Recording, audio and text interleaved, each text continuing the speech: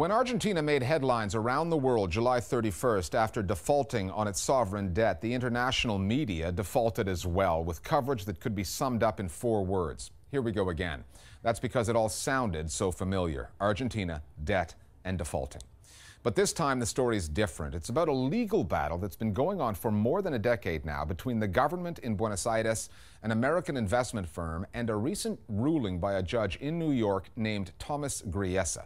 The judge ruled in favor of a firm called Elliott Associates, which bought up cheap debt and then refused to do what most creditors do when they're owed big money by debtors. They refused to negotiate with Argentina. And the judge said that Elliott Associates is legally entitled to a profit of $1.5 billion. The story's become a propaganda war, and the Argentinian president, Cristina Kirchner, is fighting to get her message across in the news media, both domestic and international. She's pitching Argentina as the underdog, standing up to U.S. vulture funds and the people who buy them and then hold developing countries hostage for the sake of financial gain. The Listening Post's Marcela Pizarro now on the story and the news coverage.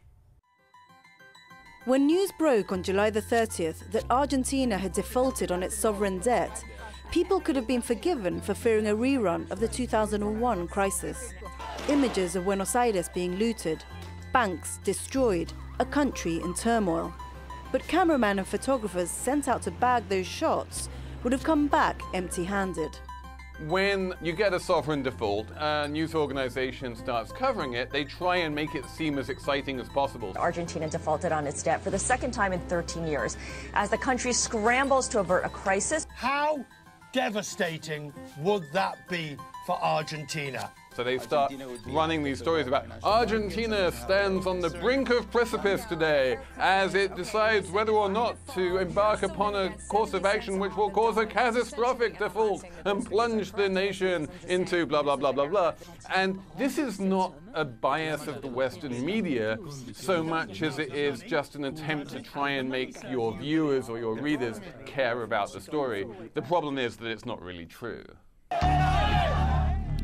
After the catastrophic default of 2001, Elliott management did what a lot of investors do. They went out and bought the bonds that Argentina had defaulted on for pennies on the dollar and watched that price soar. This practice is known as vulture capitalism, and those who practice it are known as vulture funds. In dealings with other bondholders, Argentina succeeded in renegotiating its debt as it rebuilt its economy. Elliott and its affiliates were the only ones who refused to renegotiate, demanding full value, $1.5 billion, and won a court case against Argentina when US federal judge Thomas Griesa ruled in their favor. Throughout this conflict, Cristina Kirchner has gone on the airwaves to tell her side of the story about how these investors prey on unstable economies to max out on their profit. Pero también es hora de que ese mundo les ponga freno a los fondos buitres. They want to make 100 times their investment or nothing. So what happened on July 30th is that Griesa said basically that yes, those speculators have every right to collect 100 times what they invested. And Argentina refuses to pay like that. It's a matter of a disaster for the nation because suddenly our foreign debt goes back to $150 billion, and simply we don't have the money for that. The government has been trying to own this narrative, even though the weight of the facts go against it. It spends hours discussing whether this is called default or not. It makes no sense. Let's call it whatever we want. The truth is that bondholders have not received their payments. This is a fact. Nelson Castro is one of Argentina's most prominent journalists. He works for Todo Noticias, a news channel owned by the Clarín media conglomerate. Clarín used to control 50% of the country's newspaper and magazine circulation. That's half of Argentina's media industry, and had big stakes in TV, radio, and major internet providers. Clarín once supported the Kirchner government, but the two fell out over government tax hikes on landowners. And in 2009, the president pushed through anti-monopoly laws designed to break up media conglomerates. Clarín said the government were going after them, and used its TV channels and papers like La Nación and Clarín to say media freedom was under threat. The government say it's not just about Clarín, but about diversifying ownership of the news industry, splitting the media market into three: a third for the government, a third for the private sector, and another third for community-run outlets. 5 years later, Argentines trying to make sense of this financial story are seeing a polarized coverage with no middle ground. If you read newspapers like Clarín, La Nación, you're getting one side of the story. If you read something like Página 12, you're getting the other side, the government side. I don't think Clarín has ever spoken to anybody from the government in 10 years. Now, Página 12, their coverage to me is good, but at times they seem like they're kissing the feet of the government. This story about us being in a default is just a continuation of hundreds of front-page stories by Clarín saying that we are in a recession, that salaries go down, that poverty goes up. They are not only a newspaper that opposes the government, they represent the financial sector in this country. El resto de los medios, que somos we in the independent media are seen as the opposition. Con decir son inmorales, esto y aquello, lamentablemente no se arregla nada. Y esto es lo que el gobierno no comprendió. We have our own editorial position on this story, which is about the concrete economic impact of Judge Griesa's decision, and which Argentina, so far, has no other choice but to respect. No tiene otra manera hasta el momento que respetar.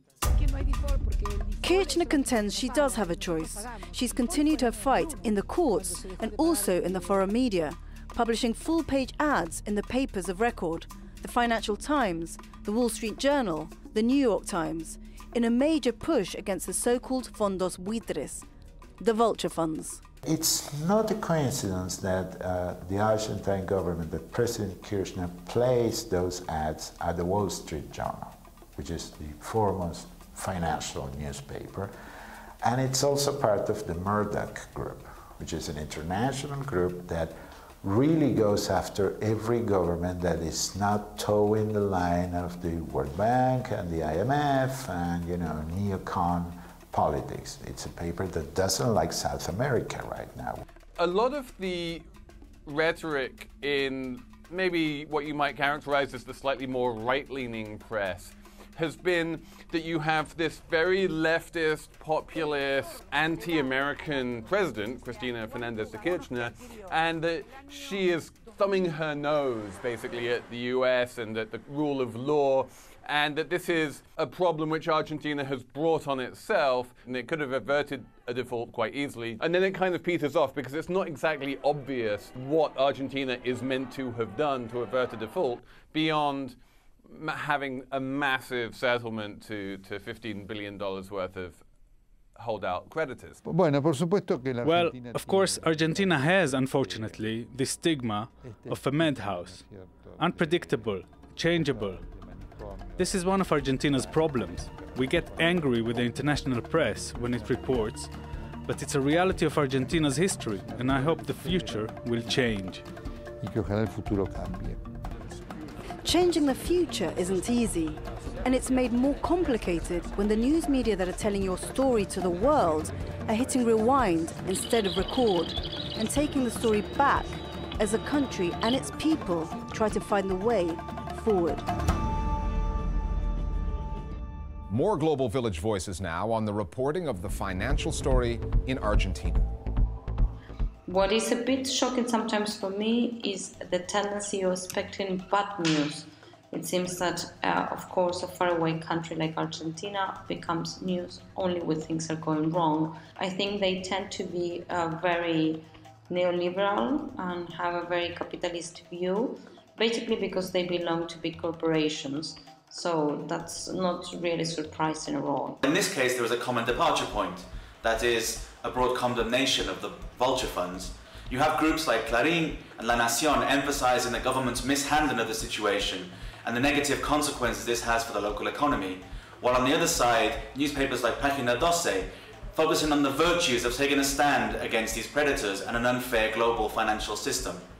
In this context, it can be difficult to find a balanced story, but taken as a whole, the different perspectives provide a useful panorama for those willing to take it all in.